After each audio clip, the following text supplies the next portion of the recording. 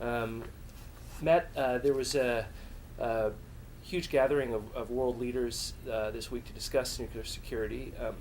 What were the successes and surprises that came out of the summit?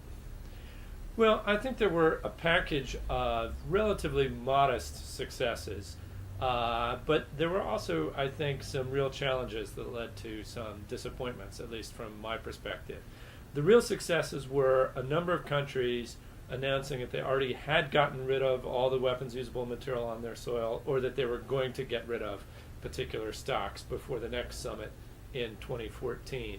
You had a broad consensus statement that more or less reaffirmed the commitments from the Washington Nuclear Security Summit 2 years ago.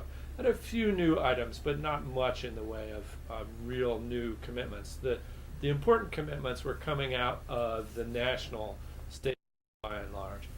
Some of the disappointments, a lot of the national statements really didn't go as far as one might have liked. The United States and Russia, the two countries with 95% of the world's nuclear weapons and most of the world's weapons usable nuclear material, essentially issued statements that largely said what we're doing already is what we ought to be doing, and made very few new commitments. I think it was a real missed opportunity for Russia in particular, which has its nuclear stockpiles scattered in the world's largest number of buildings and bunkers, and they essentially committed to nothing to reduce that huge infrastructure for their nuclear weapons and materials, or even to upgrade security in their own country.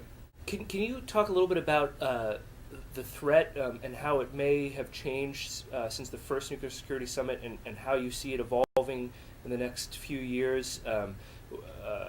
We've had U.S. Leaders talking about al-Qaeda perhaps being on the verge of strategic defeat. We have the death of Osama bin Laden. Can you talk a little bit about that and its implications for nuclear security moving forward?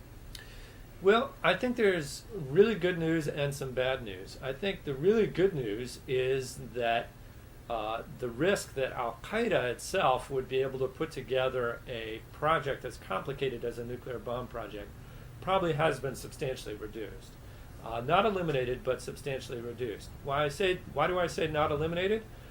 For example, the person who was in charge of their nuclear bomb project, which, by the way, progressed as far as actually carrying out tests of conventional explosives for their bomb in the desert in Afghanistan, he's still at large. Several of the other senior figures who were involved in that bomb project are still at large, and we have no idea where they are. But the bigger picture is that al-Qaeda is one of at least 2 and probably 3 terrorist groups that have seriously pursued nuclear weapons over the last 20 years or so. And with 2 or 3 groups having done that in the last 20 years, we can't expect that they will be the last. So the issue of nuclear terrorism remains a genuine threat, and that is a reason why we need to have continuing effort on nuclear security and a continuing focus on continual improvement in nuclear security. Now, the bad news is that I think many countries have reduced their feeling of urgency about this issue because of that progress in defeating al-Qaeda. And so we may have an even higher hill to climb to convince countries that they need to do more on nuclear security than they're doing today.